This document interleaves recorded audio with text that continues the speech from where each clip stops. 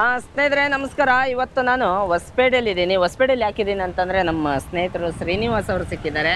ಶ್ರೀನಿವಾಸ್ ಅವರು ಮೂಲತಃ ಉರುಗ ರಕ್ಷಕರು ಸೊ ಹಂಗಾಗಿ ಈಗ ಬಂದ ತಕ್ಷಣ ಅವ್ರು ಪರಿಚಯ ಮಾಡಿಕೊಡ್ಬೇಕಿತ್ತು. ಈಗ ಆಲ್ರೆಡಿ ಒಂದು ರೆಸ್ಕ್ಯೂ ಬಂದ್ಬಿಟ್ಟಿದೆ. ಅವ್ರ ಜೊತೆ ಯಾವುದು ಬ್ರದರ್ ರಸಲ್ ವೈಪರ್ ಇದೆ ಅಂತೆ. ಅಲ್ಲಿ ಹೋದ್ಮೇಲೆ ಗೊತ್ತಾಗೋದು, ಯಾಕಂದ್ರೆ ಜನರು ಹಾವು ನೋಡೋದೇ ಬೇರೆ, ಅವ್ರು ಹೇಳೋದೇ ಬೇರೆ. ಅಲ್ಲಿಗೆ ಎಕ್ಸಾಕ್ಟ್ ಆಗಿ ಅಲ್ಲಿ ಹೋದ್ರೆ ಮಾತ್ರ ನಮ್ಗೆ ಯಾವ ಹಾವು ಏನಿದೆ ಎಲ್ಲಿದೆ ಅಂತ ಗೊತ್ತಾಗುತ್ತೆ. ಸೂಪರ್. ಅಲ್ಲಿ ಹೋಗೋಣ. ಸೊ ಈಗ ನಾವು ಅಲ್ಲಿ ಸ್ಪಾಟ್ಗೆ ಹೋಗ್ತಾ ಇದೀವಿ. ಇವ್ರ ಬಗ್ಗೆ ಇನ್ನೂ ಜಾಸ್ತಿ ಪರಿಚಯ ಮಾಡಿಕೊಡ್ತೀನಿ ಸ್ನೇಹಿತರೆ. ಈಗ ಫಸ್ಟ್ ರೆಸ್ಕ್ಯೂ ಬಂದ್ಬಿಟ್ಟಿದೆ. ರಸಲ್ ವೈಪರ್ ಬೇರೆ ಅಂತಿದ್ದಾರೆ. ನಮಗೆ ಒಂದು ಸ್ವಲ್ಪ ರಸಲ್ ವೈಪರ್ ಅಂದರೆ ಜಾಸ್ತಿ ಡೇಂಜರ್ ಅಂತ ಕೇಳಿದ್ದೀನಿ. ಈಗ ಅದ್ರ ಬಗ್ಗೆ ಎಲ್ಲ ಮಾಹಿತಿ ತಿಳ್ಕೊಂಡೋಣ. ಹೋಗೋಣ ಶ್ರೀನಿವಾಸ್ ಅವ್ರ ಜೊತೆಗೆ. ಬನ್ನಿ, ಸ್ವಾಗತ ನಿಮಗೆ. ನೋಡಿ, ಅದ್ಭುತವಾದಂಥ ಇವತ್ತು ರಸಲ್ ವೈಪರ್ನ ನಮ್ಮ ಶ್ರೀನಿವಾಸ್ ಬ್ರದರ್ ಜೊತೆ ರೆಸ್ಕ್ಯೂ ಮಾಡೋಕೆ ಹೋಗ್ತಾ ಇದೀವಿ. ಬನ್ನಿ ಹೋಗೋಣ.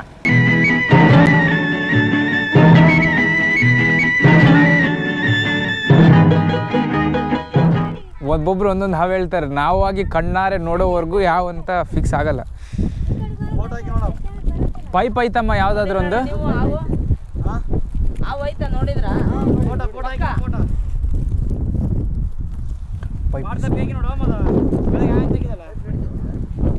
ನೀವು ನಂಬಲ್ಲ ಯಾವ ಅಂತ ಇದೆ ಅಂತ.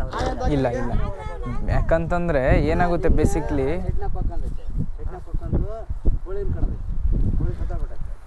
ಅದು ಏರಕ್ಕೆ ಚಾನ್ಸ್ ಇಲ್ಲ. ಹಂಗೆ ಬಂದು ಇದ್ರಕ್ಕೆ ಹೋಗಾಗಿತ್ತು. ಇನ್ನು ಹೊಗೆ ಹಾಕಿ ರಾತ್ರಿ ಬೆಳತನ ಇಲ್ಲೇ ಕಾಯ್ಕೊಂತಿದ್ದೆ. ಅಲ್ಲೇನು ಬಾರ ಆಯಂದಾಗ ಇವಾಗ ಬಂದು ನೋಡಿದ್ರೆ ಇಲ್ಲೇ ಇತ್ತು. ಆಯಂದಾಗ ಬಾಳ್ ತೆಗೆದೆ. ಈಗ ನೋಡಿದ್ರ ನೀವು ಅವನ ನೋಡಿದೆ. ಬಾಳ್ ತೆಗೆದೆ ಹಾಕೊಂಡಿದ್ದೆ ಸ್ವಲ್ಪ. ಅವು ಪ್ಲಾಸ್ಟಿಕ್ ಆಗಿರೋದ್ರಿಂದ ಹೀಟ್ ಆಯಿತು, ಏನಾರು ಆಯಿತು ಅಂದರೆ ಕಷ್ಟ.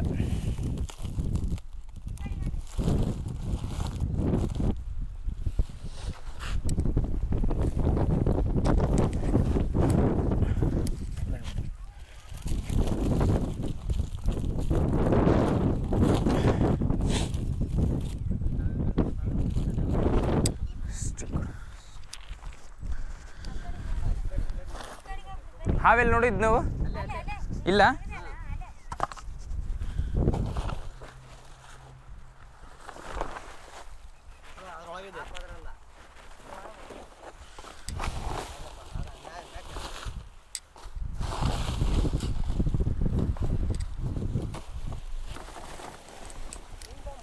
ಬ್ಯಾಗಿಂಗ್ನ ಇದನ್ನ ಈ ಕಡೆ ಶಿಫ್ಟ್ ಮಾಡ್ರಿ.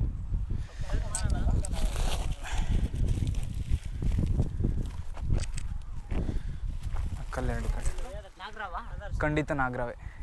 ಹಾಂ,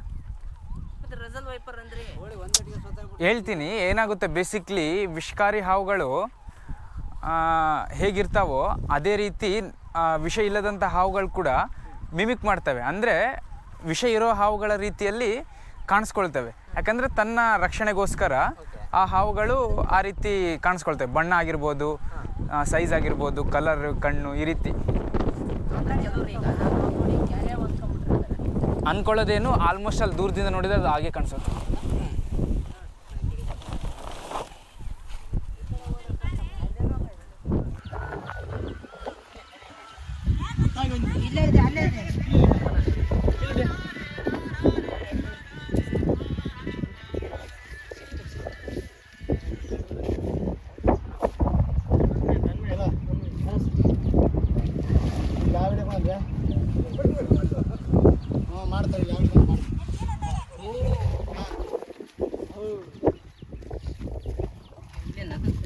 ಇಲ್ಲಡಿ ಅಂತ ಫೋನ್ ಪೇ ರೊಕ್ಕ ಕ್ಯಾಶ್ ಅದಾವ.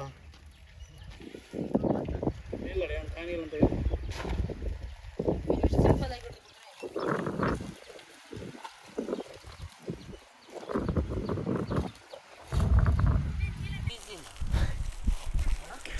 ಈಸಿ ಅಲ್ಲ, ಆ ಹಾವಿನ ಮನಸ್ಥಿತಿ ತಿಳ್ಕೊಬೇಕಷ್ಟೇ ನಾವು.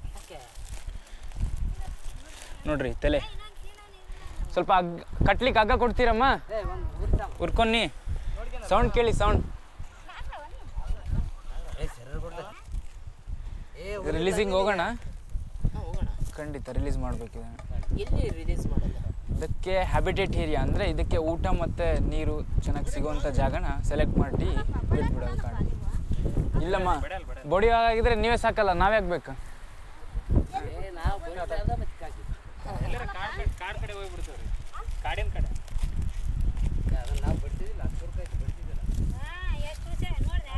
ನೋಡ್ರಿ ಅಲ್ಲಿ ತಲೆ ನೋಡ್ರಿ, ವಿಡಿಯೋ ಝೂಮ್ ಮಾಡಿ ಇಲ್ಲಿ ತಲೆ ಹೊರಗೆ ಬರಲಿಕ್ಕೆ ಪ್ರಯತ್ನ ಪಡ್ತಿರೋದು ನೋಡಿ. ಆ್ಯಕ್ಚುಲಿ ಪ್ಲಾಸ್ಟಿಕ್ ಬ್ಯಾಗಲ್ಲಿ ನಾವು ಸ್ನೇಕ್ನ ಹಾಕಲ್ಲ, ಎಷ್ಟೊತ್ತಿದ್ರೂ ಕ್ಲಾತ್ ಬ್ಯಾಗಲ್ಲೇ ಬ್ಯಾಗಿಂಗ್ ಮಾಡ್ತೀವಿ. ಬಟ್ ಎಮರ್ಜೆನ್ಸಿ ಪರ್ಪಸ್, ಈಗ ನಾವು ಅಡ್ಮಿಷನ್ಗೆ ಹೋಗಿದ್ವಿ ಕಾಲೇಜಿಗೆ, ಮತ್ತೊಂದು ರಿಲೀಸಿಗೆ ಹೋಗಿದ್ವಿ, ಎಮರ್ಜೆನ್ಸಿ ಪರ್ಪಸ್ ಆಗಿರೋದ್ರಿಂದ ಯಾವ್ದು ಸಿಗುತ್ತೆ ಅದರಲ್ಲಿ ಫಸ್ಟ್ ರೆಸ್ಕ್ಯೂ ಮಾಡ್ತೀವಿ. ಆದರೆ ಪ್ಲಾಸ್ಟಿಕ್ ವಸ್ತುಗಳಲ್ಲಿ ನಾವು ರಕ್ಷಣೆ ಮಾಡಿದ್ಮೇಲೆ ಆದಷ್ಟು ಬೇಗ ರಿಲೀಸ್ ಮಾಡ್ತೀವಿ ಇಮಿಡಿಯೇಟ್ಲಿ. ತೆರೆ ನೋಡಿ,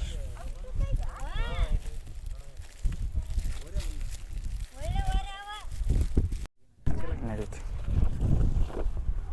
ಈಗ ಬಿಟ್ಬಿಡ್ತೀವಲ್ಲ,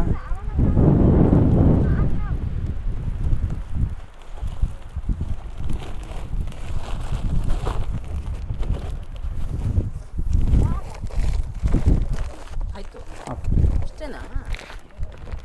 ಅಷ್ಟೇ. ಥ್ಯಾಂಕ್ಸ್. ಹೋಗಿ ಬರ್ತೀವಮ್ಮ. ಹೋಗೋಣ. ಅಲ್ಲ, ಇಷ್ಟೊತ್ತವರೆಗೂ ಅವ್ರ ಮಕ್ಕಳಿಗೆ ಅವ್ರು ಹೆಂಗಾಯ್ತು ಹಿಡಿದು ಬಿಟ್ಟೆಲ್ಲ ಖುಷಿ ಆಗ್ಬಿಟ್ರು.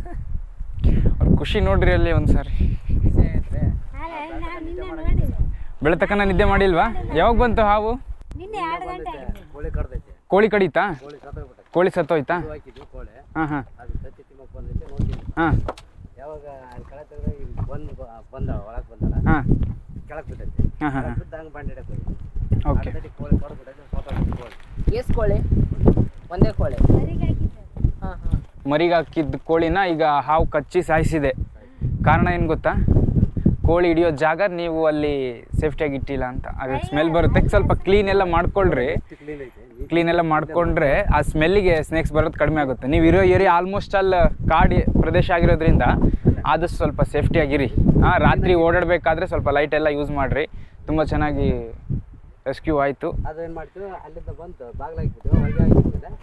ಅದು ಹೆಂಗೆ ಬರುತ್ತೆ, ಆ ಕಡೆ ಬಂದಿತ್ತು. ನಾನಿಲ್ಲ ಬೆಳತಕ್ಕನ ಹಾಂ, ನಿಮ್ಮ ನಿದ್ದೆಗೆಡಿಸಿ ಖುಷಿ ಆಯ್ತಿಲ್ಲ? ಖುಷಿಯಾಗಿ ಆರಾಮಾಗಿ ಮನ್ಯಾಗ ಮಲ್ಕೊಂಡು ನಿದ್ದೆ ಮಾಡ್ಬಿಡಿ. ಈಗ ಮನೆ ಮಲ್ಕೋಬೇಕು. ಇಲ್ಲೇ ಇದೀವಲ್ಲ, ಇಲ್ಲೇ ಮಲ್ಕೋಬೇಕು. ಇಲ್ಲಿ ಮರಿಗಳಂತಿಲ್ಲ. ಹಾಂ ಹಾಂ ಹಾಂ ಹಾಂ ಇಲ್ಲೇ ಇರ್ಬೇಕು. ಬುತ್ತಿ ತಂದಿರಿಲ್ಲ ಅಕ್ಕ? ಊಟ ಮಾಡಿಸ್ತೀರಿ ಫಾಸ್ಟ್ ಗೌಡಗ ಊಟ ಮಾಡಿಸಿ ಆರಾಮ್ ಮಗಸ್ಬಿಡ್ರಿ, ಬೆಳ್ತಾನ ನಿಂತಿಲ್ಲ ಅಂತ. ಒಟ್ಟು ನಿಮ್ಮ ನಿದ್ದೆ ಕಡಿಸಿದಂಥ ಹಾವಿನ ರಕ್ಷಣೆ ಆಯಿತು. ಅದನ್ನ ಕಾಡಿಗೆ ಬಿಡ್ತೀವಿ, ನಿಶ್ಚಿಂತೆಯಾಗಿರ್ರಿ ಆರಾಮಾಗಿ. ಹಾಂ ಹೋಗ್ಬಿಡ್ರಿ. ಹಾಂ ಬಿಟ್ಬಿಡ್ತೀವಿ.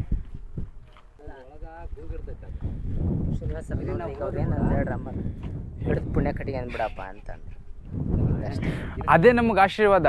ಇಷ್ಟು ರಿಸ್ಕ್ ಕೆಲಸಗಳೆಲ್ಲ ಮಾಡ್ತಿದ್ದೀವಿ, ವನ್ಯಜೀವಿಗಳನ್ನ ರಕ್ಷಣೆಗೋಸ್ಕರ ಇದು ಮಾಡ್ತಿದ್ದೀವಿ ಅಂದರೆ ರಕ್ಷಣೆಗೆ ಅಂತಹ ತಾಯಂದ್ರ ಅಂತಹ ರೈತರ ಆಶೀರ್ವಾದನೇ ನಮಗೆ. ಅದು ನೋಡ್ಕ ಅಂತಿದ್ದು ನಾವು ಕೊನೆಗೆ ಹೋಗೋದ್ರಾಗ ಕಚ್ಚಿಬಿಟ್ರೆ ನಾವು ಇದೆಲ್ಲ ಇಲ್ಲ. ಹಾವು ಸಿಟ್ಟಿಟ್ಗಳಲ್ಲ ಅಜ್ಜ, ಅದು ಸಿಟ್ಟಿಟ್ಕೊಂಡ್ಬಿಟ್ಟು ಇಲ್ಲ.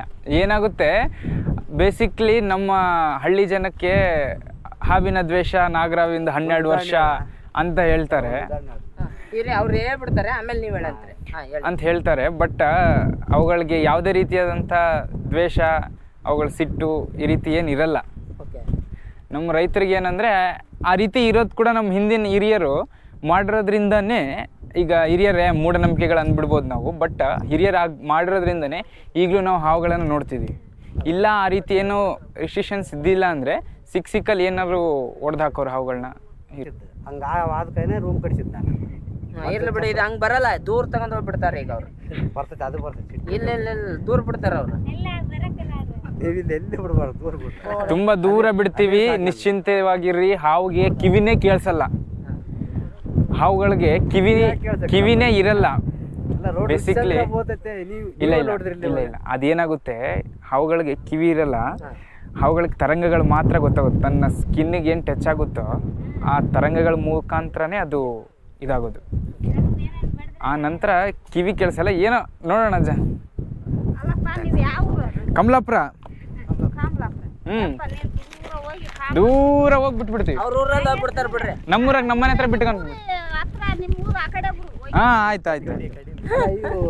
ಇಂಗಳಿಗೆ ಒಂದು ರೂಮ್ ಮಾಡಿದ್ರಲ್ಲ, ವೇಣು ಅಣ್ಣ ಅಂತ ನಮ್ಮ ಸೀನಿಯರ್ ಅವ್ರು, ನಮ್ಮ ಅಣ್ಣ. ಹೌದಾ? ಸುಮ್ಮನೆ ಹಿಡ್ಕೊಳ್ಳೋದು. ಬಟ್ ದೂರ ಇಟ್ಕೊಳ್ರಿ ಈ ರೀತಿ ಡಿಸ್ಟೆನ್ಸ್ ಯಾಕೆ ಬೇಕು ಹಾಕ್ಬೇಕು. ಸ್ನೇಹಿತರೆ ನೋಡಿ ಇವತ್ತು ನಾವು ನಾಗರಾವ್ ಹಿಡ್ದಿದ್ದೀನಿ. ಆ್ಯಕ್ಚುಲಿ ಇದ್ರ ಒಳಗಡೆ ಒಂದು ಬ್ಯಾಗ್ ಇದೆ, ಸುಮ್ಮನೆ ನಾರ್ಮಲಾಗಿ ಹಾವು ಇದ್ರೊಳಗೆ ಹಾಕಿ ಹಿಂಗೆ ಚೀಲ ಇಟ್ಕೊಂಡಿಲ್ಲ ಅವರು. ಇದ್ರ ಒಳಗಡೆ ಚೀಲ ನೀಟಾಗಿ ಬ್ಯಾಗಿಂಗ್ ಮಾಡಿದ್ದೀನಿ, ಆಗಲೇ ವಿಡಿಯೋದಲ್ಲಿ ನೋಡ್ತಾ ಬಿಟ್ಟಿದ್ರೆ ಬ್ಯಾಗಿಂಗ್ ಮಾಡಿ ನೀವು ಸುಮ್ಮನೆ ನನಗೆ ಬಿಡ್ಲಿಲ್ಲ. ನಾನು ಬ್ಯಾಗಿಂಗ್ ಮಾಡಿದ ಮೇಲೆ ಎಕ್ಸ್ಟ್ರಾ ಚೀಲ ಸುಮ್ಮನೆ ಇಟ್ಕೊಳಕ್ಕೆ ಗ್ರಿಪ್ ಇರಲಿ ಸೇಫ್ಟಿ ಅಂತ. ಬೇಕಾಗಿರ್ಲಿಲ್ಲ ನನಗಾಗಿ. ಹೌದಾ? ಓಕೆ, ಈಗ ಖಂಡಿತ ಇನ್ನೊಂದು ಬರ್ಬೋದು ಬಂದರೆ. ಸೊ ಬನ್ನಿ ಈಗ ರಿಲೀಸ್ಗೆ ಹೋಗೋಣ.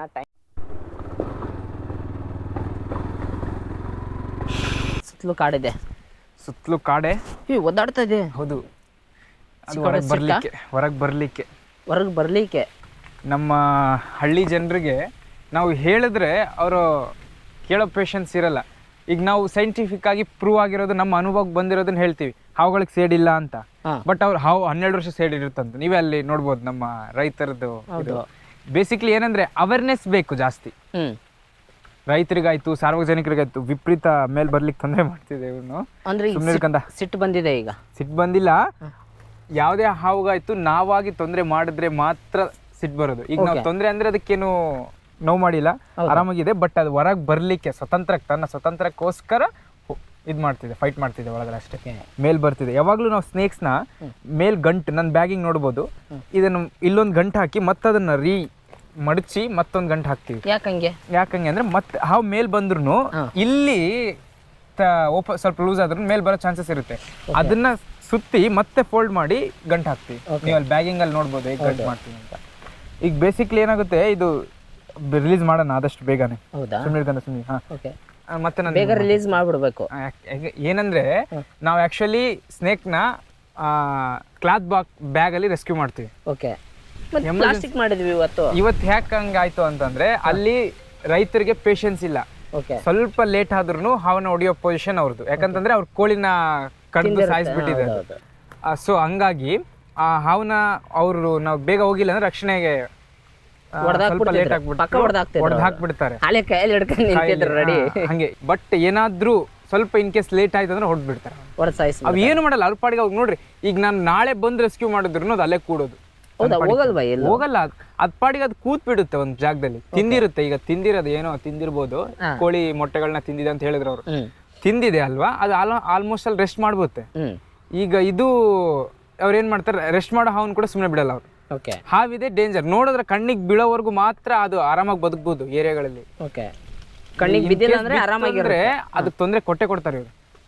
ಸೊ ರಕ್ಷಣೆ ಮಾಡಿದ್ವಿ, ಆದಷ್ಟು ಬೇಗ ರಿಲೀಸ್ ಮಾಡೋಣ. ಇನ್ನೊಂದು ರೆಸ್ಕ್ಯೂ ಕಾಲ್ ಇದೆ ನಮ್ಗೆ, ಆದಷ್ಟು ಬೇಗ ಹೋಗೋಣ. ಸ್ನೇಹಿತರೆ ಏನಾಯ್ತು ಅಂತಂದ್ರೆ ಈಗ ಇನ್ನೊಂದು ರೆಸ್ಕ್ಯೂ ಕಾಲ್ ಬಂತಲ್ಲ, ಸೊ ಅಲ್ಲಿಗೆ ಹೋಗಿ ಮತ್ತೆ ರಿಲೀಸ್ ಮಾಡೋಕ್ಕೆ ಲೇಟ್ ಆಗುತ್ತೆ ಅನ್ಕೊಂಬಿಟ್ಟು ಇದು ಮಧ್ಯ ಇಲ್ಲೊಂದು ಕಾಡಲ್ಲಿ ನಾವು ಈಗ ರಿಲೀಸ್ ಮಾಡ್ತಾ ಇದೀವಿ. ರಿಲೀಸ್ ಯಾವ ಥರ ಮಾಡ್ತಾರೆ ನೋಡೋಣ ಬನ್ನಿ. ಸ್ವಲ್ಪ ಅದೇನು ಆ ಕಡೆ ಈ ಕಡೆ ಕಾಲಿಟ್ಬಿಟ್ರೆ ಇಲ್ಲಿ ಬ್ಯಾಗಿಂಗ್ ಅಲ್ಲಿ ಹಾವು ಹೊರಗಡೆ ಬರಬಾರ್ದು ಅಂತ. ಇಲ್ಲಿ ಬ್ಯಾಗ್ ಈ ಕಡೆ ಬರಲ್ಲ, ಹಾವು ಯಾವ ಕಡೆ ಬರುತ್ತೆ? ಹಿಂಗೆ ಬರೋದು ಹಾವು. ಅಯ್ಯೋ ನೀವೇನೋ? ಖಂಡಿತ ಬನ್ನಿ. ಸೊ ಆ ಕಡೆ ಈ ಕಡೆ ಕಾಲಿಟ್ಟು ನೀಟಾಗಿ ಬಿಡೋದೀಗ. ಕಾಲಲ್ಲಿ ಬಂದ್ಬಿಡ್ತಾ ಓಡ್ಲಾ? ಖಂಡಿತ. ಎದಕ್ಕೆ ಕೊಡ್ತೀರಾ, ನಾವು ಇದೀವಲ್ಲ.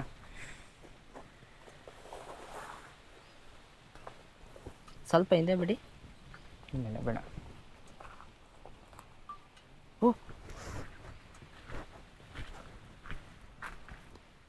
ಅಲ್ಲ ಈಗ ಅದು ಹಾವು ನೀವು ಹಿಡ್ಕೊಂಡ್ ಬಂದಿದ್ದೀರಾ, ಸೇಡೇನು ಇಡಲ್ಲ. ನಾನು ಇಲ್ಲಿವರೆಗೂ ಆಲ್ಮೋಸ್ಟ್ 4 ವರ್ಷದಿಂದ ರಕ್ಷಣೆ ಮಾಡ್ತಿದ್ದೀನಿ. 4.5 ವರ್ಷದಿಂದನೂ ರಕ್ಷಣೆ ಮಾಡ್ತಿದ್ದೀನಿ. ನೋಡಿ ಅದು ಆರಾಮಾಗಿ ಕಾಡಿಗೆ ಹೋಗ್ತಿದೆ, ಹುಡುಕ್ತಿದೆ. ಈಗ ಹೊಸ ಟೆರಿಟರಿ, ಹೊಸ ಜಾಗನ ಪರಿಚಯ ಮಾಡ್ಕೊಳ್ತಿದೆ, ಹೊಸ ಪರಿಸರ. ಪ್ಲಾಸ್ಟಿಕ್ ಡಬ್ಬೆಗಳಲ್ಲಿ ರಕ್ಷಣೆ ಮಾಡಿರ್ತೀವಿ, ಎಮರ್ಜೆನ್ಸಿ ಪರ್ಪಸ್ಸು. ಚೀಲಗಳಲ್ಲಿ ಪ್ಲಾಸ್ಟಿಕ್ ಇಲ್ಲಿ ಬಿಸಾಕಬಾರ್ದು. ಕಾಡುಗಳಲ್ಲಿ ಕಾಡು ಪ್ರಾಣಿಗೆ ತೊಂದರೆ ಆಗುತ್ತದೆ. ಚೀಲಗಳು ಈಗ ಹೋಯ್ತು ಅದು ನಾಗರಾವು ವಾಪಸ್. ಈಗ ತಾನು ಫಸ್ಟ್ ಇದ್ದ ಜಾಗಕ್ಕೆ ಹೋಗಲ್ಲ. ಇಲ್ಲ, ಸಾಧ್ಯನೇ ಇಲ್ಲ. ಇಲ್ಲಿಂದ ಸಾಕಷ್ಟು ಕಿಲೋಮೀಟರ್ ದೂರದಲ್ಲಿದೆ ಅದು ಇದ್ದಂತಹ ಒಂದು ಸ್ಥಳ. ಇಲ್ಲಿ ಹೊಸ ಜಾಗನ, ಹೊಸ ಟೆರಿಟರಿ ಅಂದ್ರೆ ಹೊಸ ಅದಕ್ಕೆ ಸ್ಥಳನ ಪ್ರಿಪೇರ್ ಮಾಡ್ಕೊಳ್ಳುತ್ತದೆ. ಆಹಾರ ಏನು ಸಿಗುತ್ತೆ ಇಲ್ಲಿ ನೋಡ್ರಿ, ಆಲ್ಮೋಸ್ಟ್ ಅಲ್ಲಿ ಆಹಾರ, ನೀರು ಎಲ್ಲ ಸಿಗೋ ಜಾಗ ಇದು. ಕಂಪ್ಲೀಟ್ ಕಾಡು ತೋರಿಸ್ಬೋದು ನೀವು. ಕಂಪ್ಲೀಟ್ ಕಾಡಲ್ಲಿ ಇದು.